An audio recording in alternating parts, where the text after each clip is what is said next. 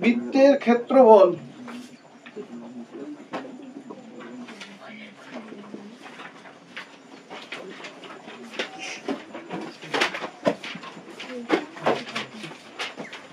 MCQ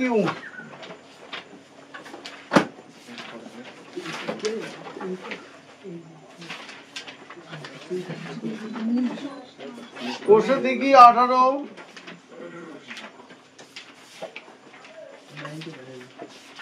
plus 9। এখানে আমি তোমাদের 5টা MCQ করিয়ে দেব। 5টা MCQর মধ্যে থেকে একটি MCQ এই অ্যানুয়াল পরীক্ষায় 100% কমন আসবে, কোনো মিস হবে না। 5টা MCQর মধ্যে একটা অবশ্যই আসবে।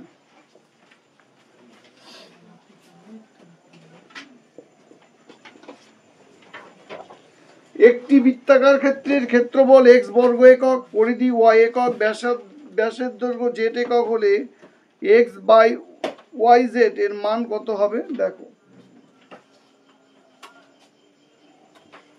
ধরি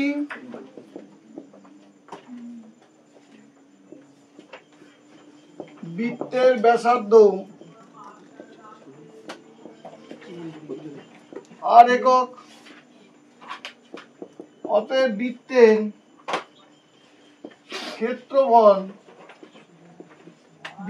ক্ষেত্রফল প্রশ্নে দেওয়া আছে বৃত্তের ক্ষেত্রফল x বর্গ একক। তাহলে বৃত্তের ক্ষেত্রফল ব্র্যাকেটে দেবো x, আর বৃত্তের ক্ষেত্রফলের সূত্র যদি ব্যাসার্ধ r হয় তাহলে বৃত্তের ক্ষেত্রফল হবে পাই r স্কয়ার বর্গ একক। অতএব বৃত্তের পরিধি, প্রশ্নে দেওয়া আছে বৃত্তের পরিধি y সমান সমান আর বৃত্তের পরিধির সূত্র আছে 2 পাই r একক। বৃত্তের ব্যাসের দৈর্ঘ্য, প্রশ্নে দেওয়া আছে বৃত্তের ব্যাসের দৈর্ঘ্য z, আর বৃত্তের ব্যাস হবে, ব্যাসার্ধ যদি r হয় বৃত্তের ব্যাস হবে 2r একক। এবার যার মান বের করতে বলেছে x বাই yz সমান সমান x এর মান পাই r স্কয়ার, y এর মান 2 পাই r ইন্টু z এর মান হচ্ছে 2r। কাটাকুটি করো, পাই পাই কেটে দাও, আর স্কয়ার মানে দুটো আর, তাতে একটার কেটে দাও, একটার থাকে, আবার এই আর কেটে দিলাম। তাহলে উপরে কিছু নেই মানে 1, নিচে হচ্ছে 2 দুগুণ 4। তাহলে সঠিক উত্তর আমরা পেয়ে গেলাম অপশন বি।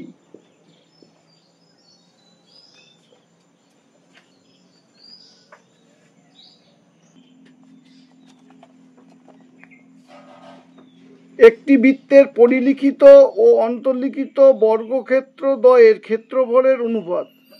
বৃত্তের পরিলিখিত এবং অন্তর্লিখিত বর্গক্ষেত্র দ্বয়ের ক্ষেত্রফলের অনুপাত।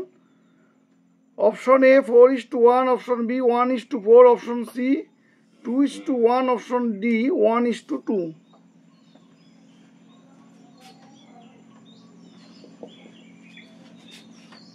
একটা বৃত্তের পরিলিখিত, এই বৃত্ত তার পরিলিখিত বর্গক্ষেত্র মানে বৃত্তের বাইরে হবে বর্গক্ষেত্রটা,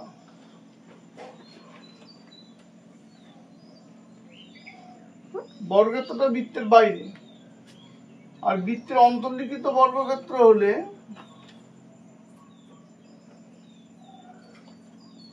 বৃত্তের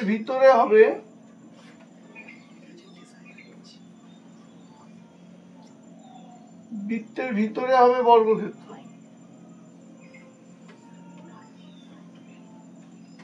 সেক্ষেত্রে দেখো, যদি পরিলিখিত বর্গক্ষেত্র হয় তাহলে বৃত্তের ব্যাসের দৈর্ঘ্য আর বর্গক্ষেত্রের বাহুর দৈর্ঘ্য সমান হচ্ছে।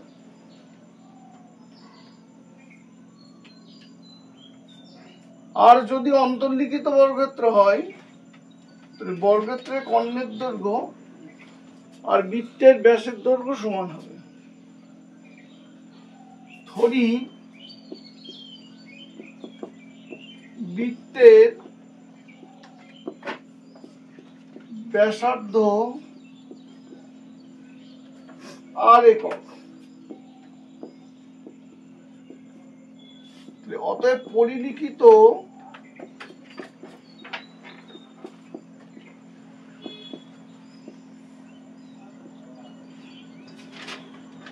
বর্গক্ষেত্রের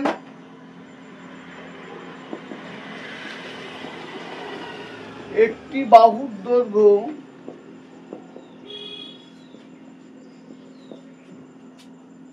সমান সমান বৃত্তের ব্যাসের দৈর্ঘ্য। বৃত্তের ব্যাসার্ধ যদি আর হয় তাহলে বৃত্তের ব্যাস হবে কত? 2r। 2r একক হলো। অন্তর্লিখিত বর্গক্ষেত্রের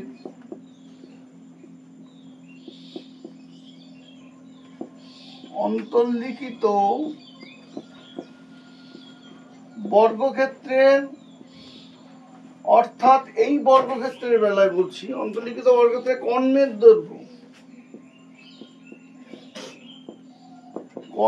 দৈর্ঘ্য আর বর্গক্ষেত্রের কর্ণের দৈর্ঘ্য আর বৃত্তের ব্যাসের দৈর্ঘ্য সমান, তাহলে 2r একক। এখন বর্গক্ষেত্রের কর্ণের দৈর্ঘ্য বের করার সূত্র কি? বর্গক্ষেত্রের কর্ণের দৈর্ঘ্য বের করার সূত্র √2 ইন্টু বাহু। √2 ইন্টু বাহু। বর্গক্ষেত্রের কর্ণের দৈর্ঘ্য বের করার সূত্র √2 ইন্টু বাহু। এটা হচ্ছে বর্গক্ষেত্রের কর্ণের দৈর্ঘ্য। বর্গক্ষেত্রের √2 ইন্টু বাহু সমান 2√2r। অতএব বাহু সমান তাহলে কত হচ্ছে? 2r/√2 পেলাম। এবার অতএব যে প্রশ্নটা চেয়েছে, বৃত্তের পরিলিখিত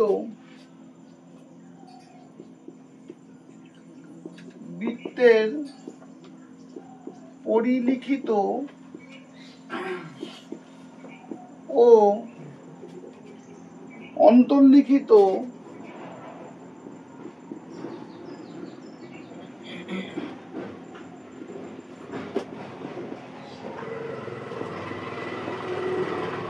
বর্গক্ষেত্রদ্বয়ের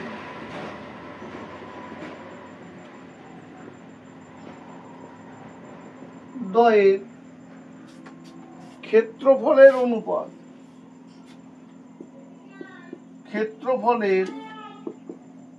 অনুপাত বর্গক্ষেত্রের ক্ষেত্রফলের সূত্র বাহু তার স্কয়ার।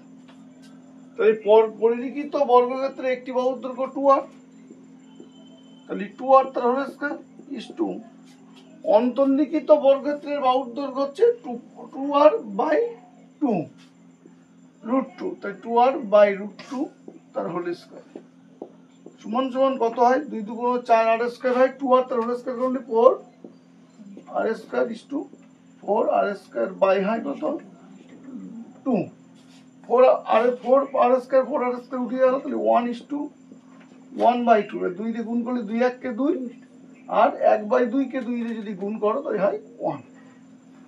তাহলে সঠিক উত্তর হলো 2:1 অপশন।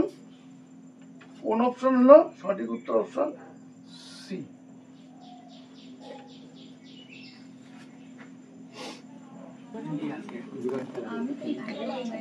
একটি বৃত্তাকার ক্ষেত্রের পরিধি ও ক্ষেত্রফলের সাক্ষ্যমান সমান। পরিধি আর ক্ষেত্রফলের সাক্ষ্যমান সমান। পরিধি মানে 2πr আর ক্ষেত্রফল হচ্ছে πr স্কয়ার, এই দুটো সমান। ওই বৃত্তের পরিলিখিত বর্গক্ষেত্রের কর্ণের দৈর্ঘ্য কত? পরিলিখিত বর্গক্ষেত্রের বাহুর দৈর্ঘ্য আর বর্গক্ষেত্রের বাহুর দৈর্ঘ্য এবং বৃত্তের ব্যাসের দৈর্ঘ্য সমান হয়। এই থিওরির উপর ভিত্তি করে অঙ্কটা হবে। ধরি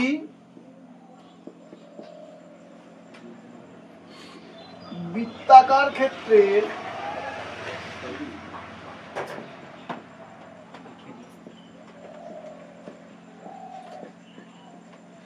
ব্যাসার্ধ আর একক, তাহলে বৃত্তাকার ক্ষেত্রের পরিধি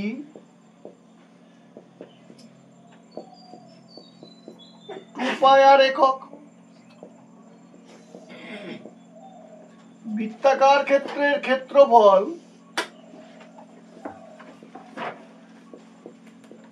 পাই আর স্কয়ার বর্গ একক।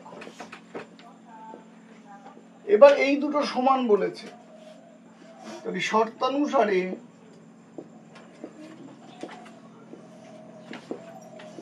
পাই আর স্কয়ার সমান সমান 2 পাই আর, বা পাই আর স্কয়ার থাকলো বামপক্ষে, আর এখান থেকে 2 পাই আর এর থেকে পাই আর বামপক্ষে নিয়ে এসে তাহলে বাই পাই আর সমান সমান থাকলো 2। পাই পাই কেটে দাও, আর স্কয়ার মানে দুটো আর, তার থেকে একটা কেটে দাও, তাহলে একটা থাকলো, তাহলে আর সমান হলো 2। তাহলে বৃত্তাকার ক্ষেত্রে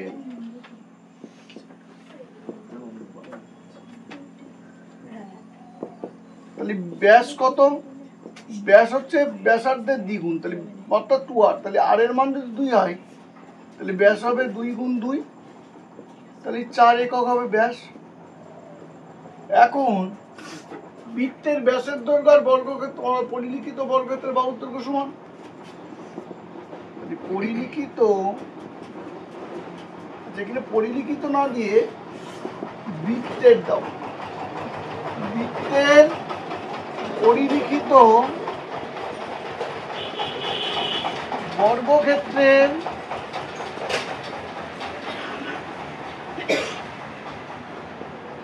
বাহুর দৈর্ঘ্য, বৃত্তের পরিলিখিত বর্গক্ষেত্রের বাহুর দৈর্ঘ্য তাহলে কত হবে? হবে 4 একক। অতএব বৃত্তের পরিলিখিত বর্গক্ষেত্রের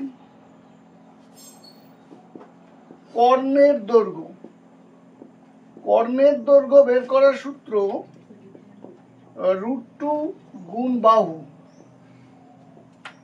তাহলে √2 গুণ 4, তাহলে 4√2 একক। তাহলে সঠিক উত্তর আমরা পেলাম অপশন সি।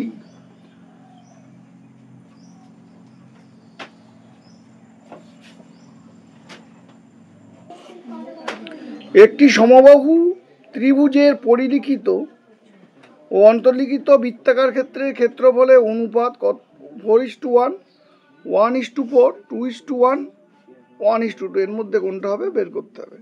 সমবাহু ত্রিভুজের পরিলিখিত ও অন্তর্লিখিত বৃত্তাকার ক্ষেত্রের ক্ষেত্রফলে অনুপাতটা করতে হবে। অঙ্কটা আমি দুটো নিয়মে করাবো, তোমরা দেখে নাও।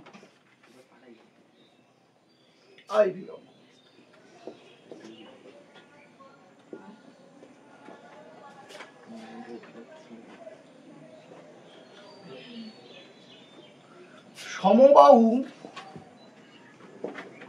ত্রিভুজের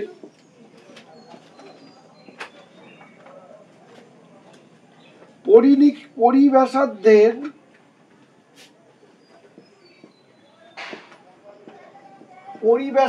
সমবাহু ত্রিভুজের পরিব্যাসার্ধ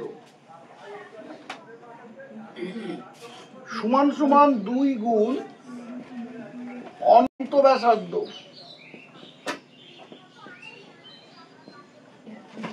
2 গুণ অন্তব্যাসার্ধ হয়। তাহলে অতএব অন্তব্যাসার্ধ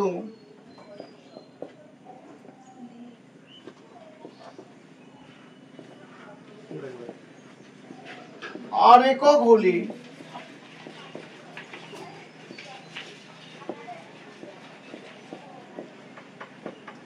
পরিব্যাসার্ধ হবে 2 আর একক। অতএব সমবাহু ত্রিভুজের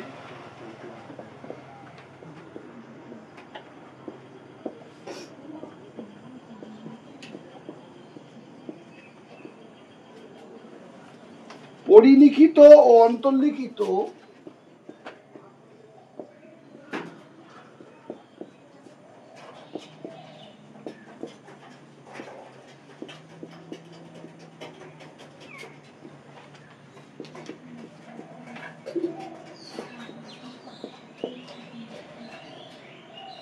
বৃত্তাকার ক্ষেত্রের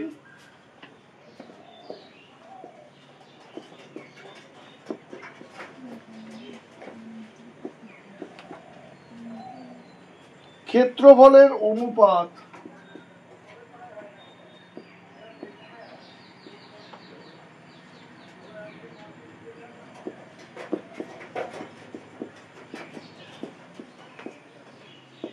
হবে, এখন বৃত্তের ক্ষেত্রফলের সূত্র পাই আর স্কয়ার, তাহলে পাই পরিলিখিত হলে ব্যাসার্ধ হচ্ছে 2r whole square is to পাই অন্তর্লিখিত হলে ব্যাসার্ধ হচ্ছে আর আর স্কয়ার সমান সমান পাই মানে 2 দুগুণ 4 হলো 4 পাই আর square is to pi R square, pi R square বাদ দাও তাহলে 4 থাকলো ইস টু 1, অর্থাৎ আমরা সঠিক উত্তর পেলাম 4:1 অপশন এ। এবার আমরা বিকল্প আর একটা নিয়মে কিভাবে করা যায় সেটা করব।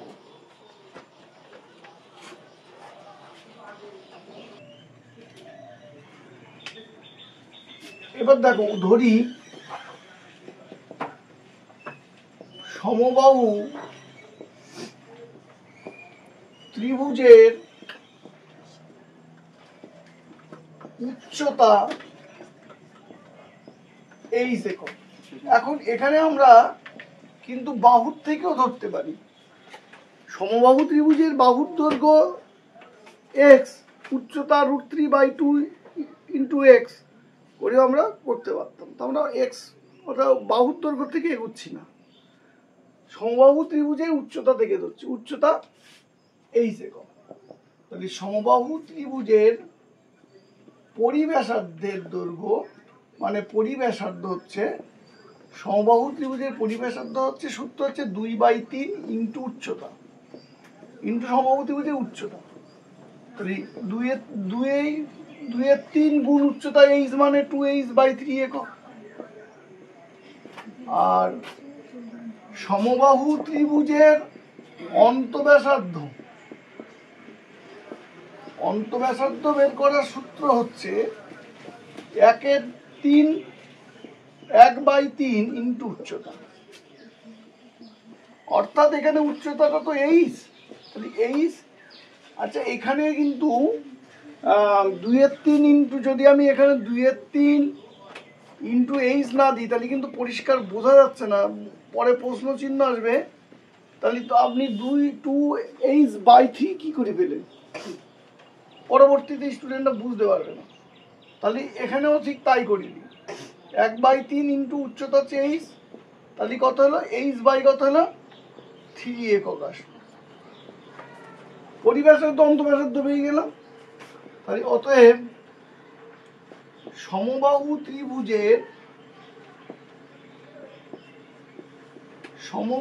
ত্রিভুজের পরিলিখিত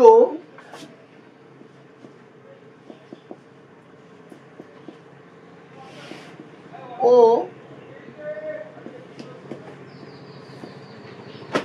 অন্তর্লিখিত বৃত্তাকার ক্ষেত্রের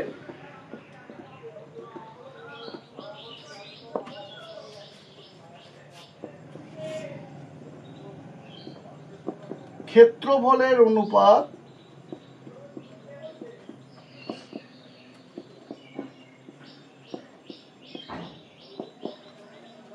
আচ্ছা পরিব্যাসার্ধ 2h/3, তাহলে বৃত্তের ক্ষেত্রফলের সূত্র পাই আর স্কয়ার, তাহলে পাই ইন্টু 2h/3 তার whole square is to pi অন্তব্যাসার্ধ h/3 তার হোল স্কয়ার সমান সমান পাই ইন্টু 2 দুগুণ 4 h²/3 3 9 is to pi h²/3 9, তাহলে পাই পাই বাদ গেল, h²/9 h²/9 বাদ গেল, তাহলে থাকলো 4, আর এখানে কিছু নেই মানে 1, অর্থাৎ এখান থেকে আমরা সঠিক উত্তর পেয়ে গেলাম অপশন। এই দুই ভাবে অঙ্কটা সমাধান করা যায়।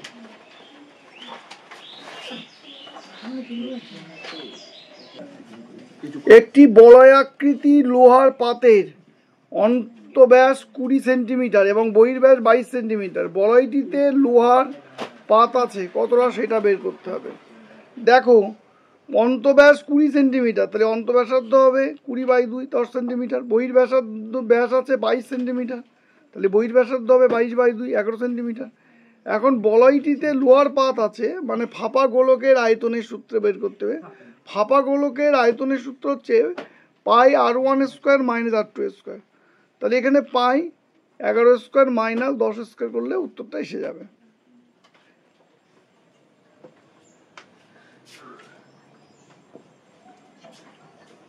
অন্তব্যাস দেওয়া আছে 20 সেন্টিমিটার, তাহলে অন্তব্যাসার্ধ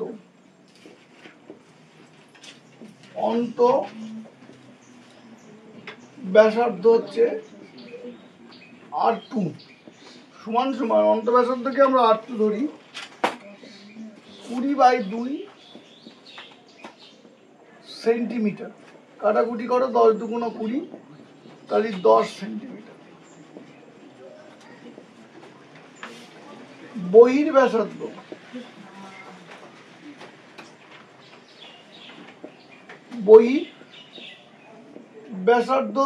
সেটাকে আমরা r1 ধরি সমান 22/2 সেন্টিমিটার। কাটাকুটি করো, 11 দুগুণ 22 সমান সমান 11 সেন্টিমিটার। বলয়টিতে লোহার পাত আছে, অতএব বলয়টিতে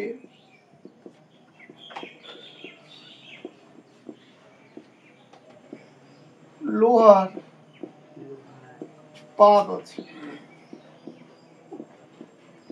এর সূত্র বলেছিলাম ফাঁপা গোলকের আয়তনের সূত্র পাই